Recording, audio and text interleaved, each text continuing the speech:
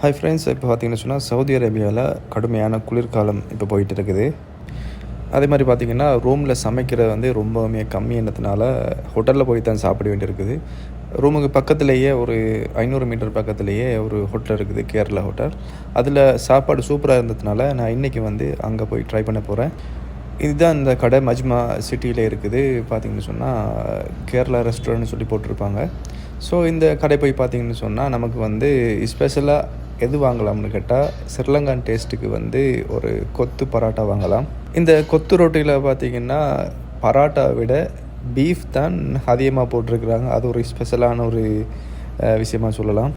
ஸ்ரீலங்கா ஸ்டைலில் அந்த டேஸ்ட்டில் இல்லாட்டியும் கூட சாப்பிடக்கூடிய மாதிரி டேஸ்ட்டாக இந்த இவங்களோட மெத்தடுக்கு இந்த கொத்து பரோட்டா செஞ்சுருந்தாங்க. அதனால் ஃபுல்லாகவே சாப்பிடக்கூடிய மாதிரி இருந்துச்சு.